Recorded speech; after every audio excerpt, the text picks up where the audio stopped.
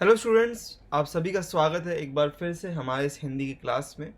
और आज के इस क्लास में हम स्टार्ट करने जा रहे हैं एक न्यू चैप्टर, जो कि है चैप्टर नंबर 5, जूलिया। जो आपका तीसरा और चौथा चैप्टर है उसको हम बाद में करेंगे। अभी हम शुरुआत कर रहे हैं आपके 5वें चैप्टर के साथ में, जिसका नाम है जूलिया। और इसके लेखक हैं अंतोन चेखव, जो कि एक्चुअली एक रशियन लेखक हैं। ठीक है, ये इंडियन लेखक नहीं है, ये रशियन लेखक है जो मूल रूप से रशिया से आते हैं। और इन्होंने इस यहाँ पे एक संवाद को लिखा है। तो ये जो लेसन है यहाँ पे, ये एक संवाद यानी कि एक डायलॉग के फॉर्म में दिया हुआ है। ओके, जो कि एक मतलब एक घर के जो मालिक हैं उनके बीच में, और एक जो सेविका है, गवर्नेंस है, ठीक है, जिसका नाम जूलिया है, तो उसके बीच में ये संवाद है। ओके, तो हम इसको स्टार्ट करेंगे आज इस चैप्टर के साथ में। चलो। बच्चों की गवर्नेंस जूलिया वासिल देवना आती है। ठीक है, तो बच्चों की जो गवर्नेंस जूलिया है, जो सेविका है, बच्चों की सेविका, वो आती है। जूलिया दबे स्वर में, मतलब कि धीमे स्वर में, आपने मुझे बुलाया था मालिक। गृह स्वामी, हाँ हाँ, बैठ जाओ जूलिया, खड़ी मत रहो। तो जूलिया आती है और वो कहती है कि मतलब आपने मुझे बुलाया था सर। तो गृह स्वामी यानी कि जो मालिक रहते हैं वो बोलते हैं हाँ हाँ बैठ जाओ, खड़ी मत रहो। जूलिया बैठते हुए बोलती है शुक्रिया। गृह स्वामी, जूलिया मैं तुम्हारी तनख्वाह का हिसाब करना चाहता हूँ। मेरे ख्याल से तुम्हें पैसे की ज़रूरत होगी, और जितना मैं तुम्हें जान सका हूँ, मुझे लगता है कि तुम अपने आप पैसे भी नहीं मांगोगी।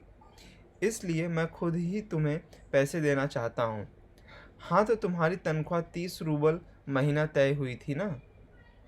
तो जो गृह स्वामी, जो कि मतलब जो मालिक हैं, वो कहते हैं कि जूलिया मैं तुम्हारा तनख्वाह का हिसाब करना चाहता हूँ, मतलब जो भी आप तुम्हारा तनख्वाह हुई है, जो भी तुम्हारी अब तक की सैलरी हुई है, उसका मैं हिसाब करना चाहता हूँ।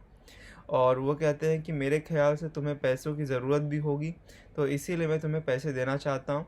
और जहाँ तक मैं अभी तक तुम्हें जान सका हूँ, मतलब जो मालिक हैं, जो अब तक उनको जहाँ तक जान सके हैं जूलिया को, तो वे कहते हैं कि मतलब वो खुद पैसे भी नहीं मांगेगी, तो इसीलिए वे जो है वे जूलिया को पैसा देना चाहते हैं।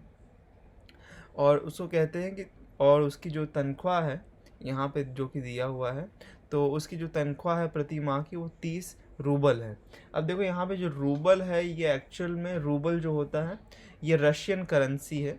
ठीक है, रूबल जो होता है ये रशियन करेंसी है। तो रशिया में जैसे इंडिया में रुपीज़ होता है, वैसे ही रशिया में रूबल होता है। ठीक है, चलो आगे बढ़ते हैं। जूलिया विनीत स्वर में, विनीत स्वर मतलब कि ऐसा कठोरतम नहीं, बहुत ही अच्छा स्वर में, मतलब ऐसा मधुर स्वर में, जी हाँ जी नहीं मालिक, 40 रूबल। वो कहती है 30 रूबल नहीं, 40 रूबल है मेरी प्रति माह तनख्वाह। ठीक है, नहीं भाई, 30। ये देखो डायरी, पन्ने पलटते हुए मैंने इसमें नोट कर रखा है। मैं बच्चों की देखभाल और उन्हें पढ़ाने वाले हर गवर्नेंस को 30 रूबल महीना ही देता हूँ। तुमसे पहले जो गवर्नेंस थी उसे भी मैं 30 रूबल ही देता था। अच्छा, तो तुम्हें हमारे यहाँ काम करते हुए 2 महीने हुए हैं। तो जो मालिक हैं वो कहते हैं कि नहीं नहीं, ये 30 रूबल ही है। डायरी में और पलटते हुए, मतलब डायरी में उन्होंने लिख के रखा था, तो वो दिखाते हैं उसको, बोलते हैं देखो मैंने यहाँ पे लिख के भी रखा है। और इसके पहले जितने भी गवर्नेंस, इसके पहले सेविकाएं काम करती थी बच्चों की देखभाल के लिए, उनको मैं 30 रूबल ही देता था। तो यहाँ और उसको पूछते हैं कि अभी तक तुम्हें काम करते हो कितना समय हुआ, 2 महीने हुए हैं। दबे स्वर में, जी नहीं, 2 महीने 5 दिन। तो जूलिया कहती है 2 महीने नहीं हुए हैं, मुझे 2 महीने 5 दिन हो गए हैं। क्या कह रही हो जूलिया, ठीक 2 महीने हुए हैं भाई, मैंने डायरी में सब नोट कर रखा है। हाँ, तो 2 महीने के बनते हैं 60 रूबल। लेकिन 60 रूबल तभी बनते हैं जब महीने में तुमने एक दिन भी छुट्टी न ली हो। तुमने इतवार को छुट्टी मनाई है, उस दिन तुमने कोई काम नहीं किया, सिर्फ कोयला सिर्फ कोयला को घुमाने के सिर्फ कोल्या को घुमाने के लिए ले गई हो, और ये तो तुम भी मानोगी कि बच्चे को घुमाने के लिए ले जाना कोई काम नहीं होता। इसके अलावा तुमने 3 छुट्टियां और ली हैं, ठीक है ना? तो जो मालिक हैं वो कहते हैं, क्या कह रही जूलिया, ऐसा 2 महीने 5 दिन तो नहीं हुए हैं तुम्हें, ठीक ठीक सिर्फ 2 महीने हुए हैं। और वो कहते हैं कि मैंने डायरी में सब नोट करके रखा हुआ है। तो वो कहते हैं कि 2 महीने के हुए 60 रूबल, क्योंकि 1 महीने के 30 रूबल के हिसाब से 2 महीने के 60 रूबल। लेकिन वो ये भी कहते हैं कि तभी 60 रूबल होंगे जब तुमने कोई छुट्टी ना ली हो। और वो कहते हैं कि इतवार को छुट्टी ली है जूलिया ने, और उसके बाद में सिर्फ एक दिन जो कोल्या, उनका कोई जो बच्चा है, ठीक है, उनका नाम है कोल्या, तो उसको घुमाने ले गई थी। और वो कहते हैं कि बच्चों को घुमाना कोई काम थोड़ी ना होता है। तो और उसके बाद कहते हैं कि 3 दिन और छुट्टी ली है। तो जूलिया जो रहती है वो बहुत ही मतलब एक्चुअली कोई अपोज नहीं करती किसी बात को वहाँ पे। तो वो दबे हुए स्वर में, मतलब कि धीमे स्वर में कहती है, जी आप कह रहे हैं तो ठीक। और रुक जाती है उसके बाद में, अरे भाई मैं क्या गलत कह रहा हूँ? हाँ तो 9 इतवार और 3 छुट्टियाँ, यानी 12 दिन तुमने काम नहीं किया, यानी तुम्हारे 12 रूबल कट गए। तो वो कहते हैं कि अरे भाई मैं क्या गलत कह रहा हूँ, मैं तो सब नोट करके रखा हूँ। और 9 इतवार थे, मतलब कि 9 संडे थे, और 3 छुट्टियाँ तुमने ली हैं, तो इस हिसाब से 12 दिन होते हैं। तो इस हिसाब से 12 रूबल कट गए। उधर कोल्या 4 दिन बीमार रहा, और तुमने सिर्फ वानिया को ही पढ़ाया पिछले हफ्ते। शायद 3 दिन दांतों में दर्द रहा था, और मेरी पत्नी ने तुम्हें दोपहर बाद छुट्टी दे दी थी। तो 12 और 7 19, 19 नागे, 19 नागे। हाँ तो भाई घटाओ 60 में से 19, कितने रहते हैं? 41, 41 रूबल, ठीक है। तो अभी देखो ये जो संवाद है एक्चुअल में, मतलब जिस तरीके से वे बोल रहे हैं उसी तरीके से इसको लिखा गया है। तो कुछ शब्द यहाँ पे जैसे कि तो ये सारे जो शब्द हैं यहाँ पे इनका कोई मीनिंग नहीं है, ओके। ये जस्ट मतलब हम जब बोलते हैं तो उस हिसाब से जब हम मतलब कुछ जैसे तो ये सारे जो शब्द होते हैं उनको भी लिखा गया है यहाँ पे। तो अभी जो मालिक हैं वो कहते हैं कि उधर कोल्या 4 दिन बीमार रहा, मतलब कि जो उनका लड़का कोल्या था वो 4 दिन बीमार था, और सिर्फ वानिया को ही पढ़ाया था पिछले हफ्ते। 3 दिन दांतों में दर्द रहा था। तो वे कह रहे हैं कि पिछले 4 दिन तो कोल्या बीमार ही था, और 3 दिन दांतों में, और पिछले हफ्ते 3 दिन दांतों में दर्द रहा था। तो मेरी पत्नी ने तुम्हें दोपहर बाद छुट्टी दे दी थी। तो मतलब 3 दिन उसने दोपहर बाद छुट्टी ले ली थी। तो 12 और 7 मतलब मिला के यहाँ पे 19 दिन का टोटल छुट्टी वो गिनते हैं उसका। और ये कहते हैं 41 रुपये, मतलब कि 41 रूबल बचे हैं उसके। रुआसी हो जाती है रोते स्वर में, मतलब कि लगभग रोने वाली है, मतलब इस तरीके से, लेकिन वो अपना रोने को रोकी हुई है। जी हाँ। डायरी के पन्ने पलटते हुए, हाँ याद आया, 1 जनवरी को तुमने चाय की प्लेट और प्याली तोड़ी थी। प्याली बहुत कीमती थी, मगर मेरे भाग्य में तो हमेशा नुकसान उठाना ही बदा है। मैंने जिसका भला करना चाहा उसने मुझे नुकसान पहुंचाने की कोई कसर नहीं छोड़ी है। खैर, मेरा भाग्य। हाँ तो मैं प्याली के 2 रूबल ही काटूंगा। अब देखो, उस दिन तुमने ध्यान नहीं दिया और वहाँ किसी टहनी के खरोच लगने से बच्चे को जैकेट फट गई। 10 रूबल उसके कट गए। इस तरह तुम्हारी लापरवाही की वजह से घर में सफाई करने वाली नौकरानी मारिया ने वान्या के नए जूते चुरा लिए। रुक कर, तुम मेरी बात सुन रही हो ना या नहीं?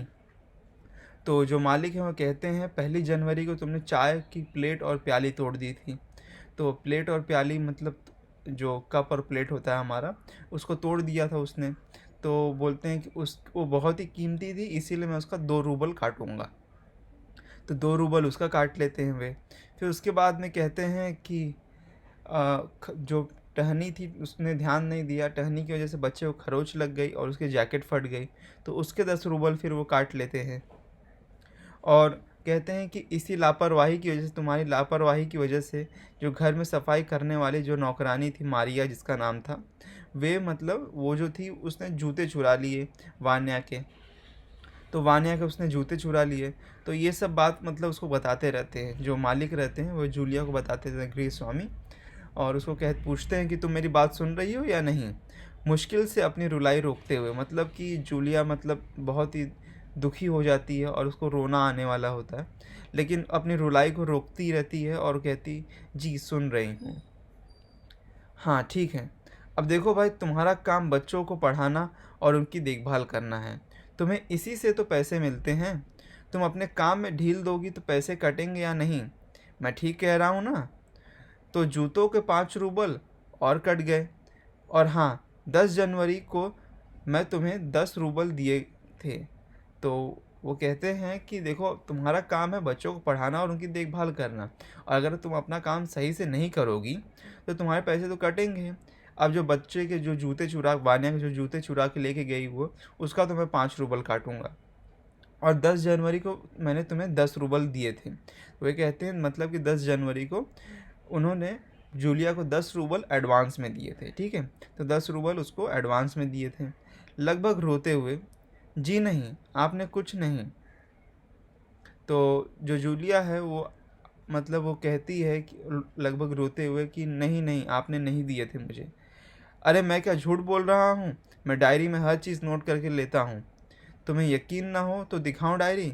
डायरी के पन्ने यूं ही पलट पलटने लगता है। तो जो जो मालिक रहते हैं वो बोलते हैं कि अरे मैं क्या झूठ बोल रहा हूँ, मैं तो डायरी में सब नोट करके रखा हुआ है। तुम्हें यकीन नहीं आता तो चलो दिखाता हूँ डायरी में। आंसू पोंछते हुए जूलिया कहती है, आप कह रहे हैं तो आपने दिए ही होंगे। कड़े स्वर में, दिए होंगे नहीं, दिए हैं। ठीक है, तो वे कड़े स्वर में मतलब कि कठोर स्वर में कहते हैं, से डांटते हुए, कि दिए होंगे नहीं, दिए हैं। ठीक है, घटाओ 27, 41 में से हम बच गए 14। क्यों, हिसाब ठीक है ना? आंसू पीते हुए कांपती आवाज़ में, मुझे अभी तक एक ही बार कुछ पैसे मिले हैं,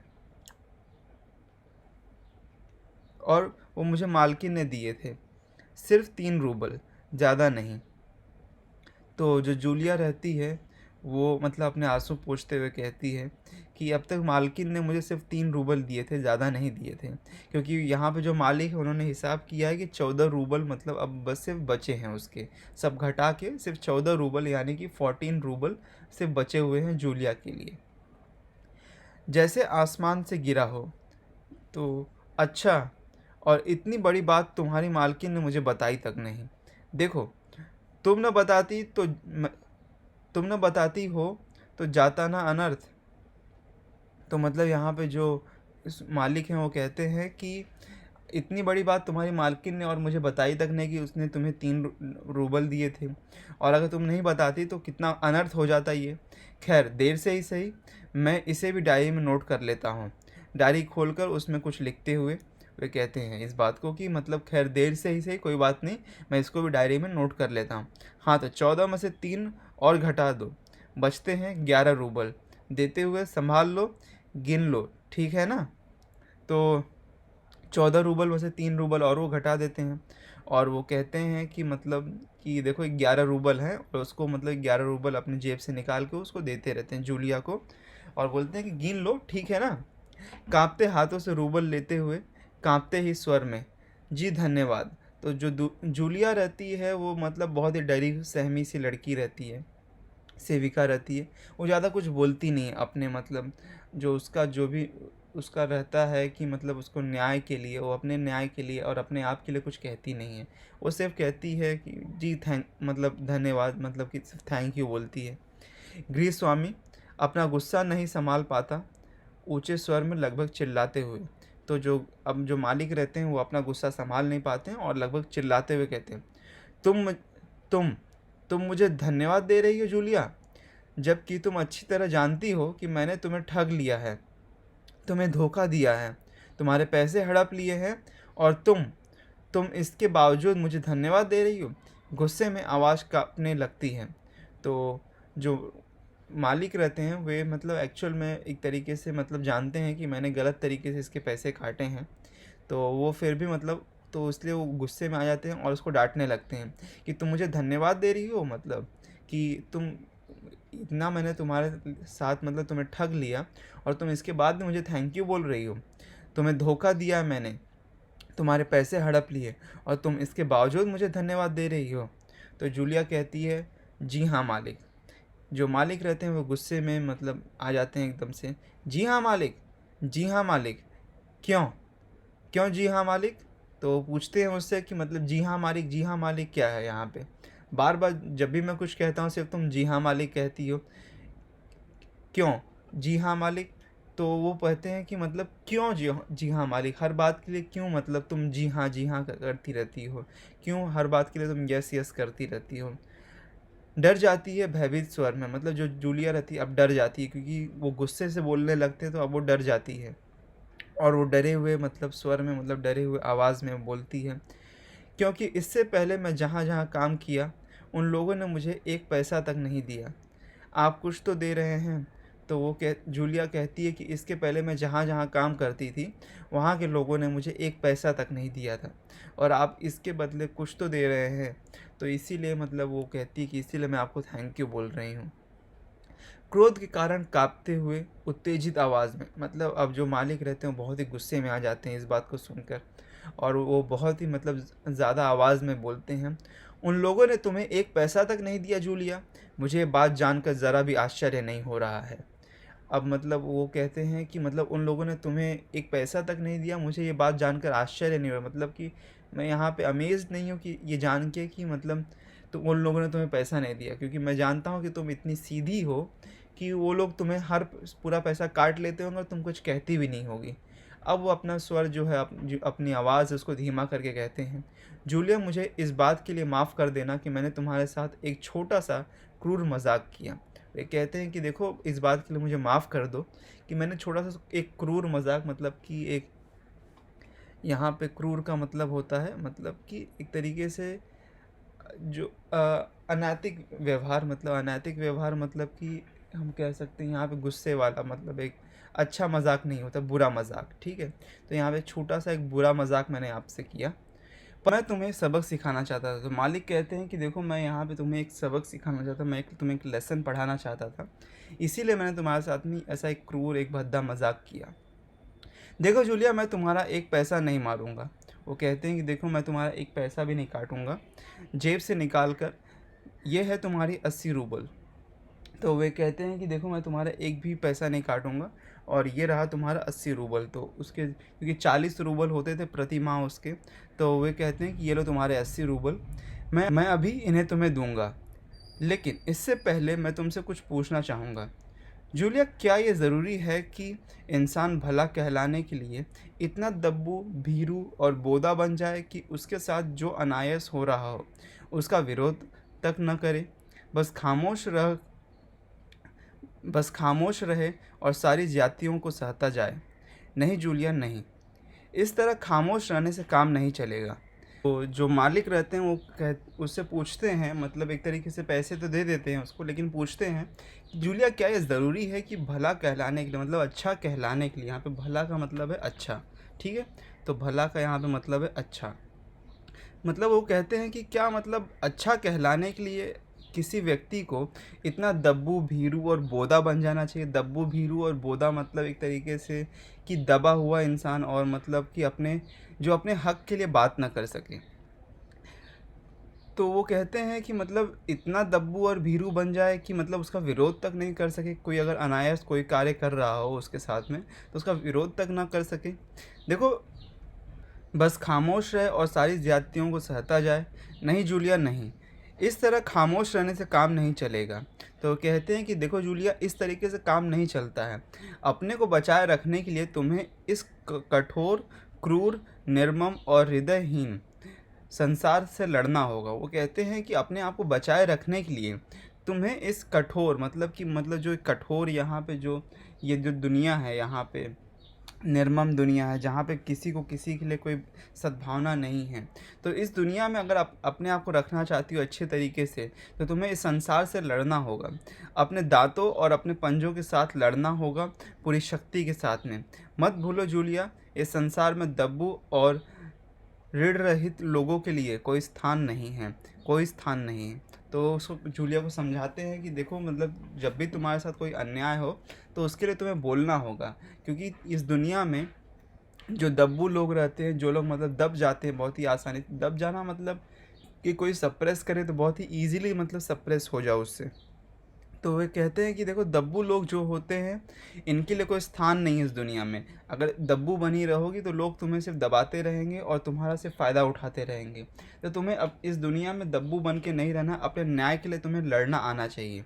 तो ये इस पूरा जो लेसन है, इसका मतलब मेन जो मॉरल ऑफ द स्टोरी हम कह सकते हैं, वो यही है कि मतलब अपने ज़िंदगी में अगर कुछ अन्याय होता हुआ आप देख रहे हैं तो उसके खिलाफ़ आप अपनी आवाज़ उठाइए, और उसके खिलाफ़ आप अपने न्याय के लिए, अपने आप के लिए बोलने के लिए सीखिए। अगर आप ऐसा नहीं करेंगे तो कोई भी आपका शोषण कर सकता है, कोई भी आपके खिलाफ़ में गलत तरीके से, मतलब गलत तरीके से आपको यूज़ कर सकता है। तो अपने आप के लिए, अपने न्याय के लिए आप बोलना बहुत ज़रूरी है। तो यही इस लेसन का पूरा मतलब मॉरल है। ठीक है, तो इससे रिलेटेड जो भी आपको एक्सरसाइजेस हैं उसको आप करने के लिए ट्राई करिए, यहाँ पे नीचे दिए गए जो भी एक्सरसाइजेस हैं। ठीक है, तो चलिए मिलते हैं आपसे दूसरे वीडियो में, तब तक के लिए गुड बाय।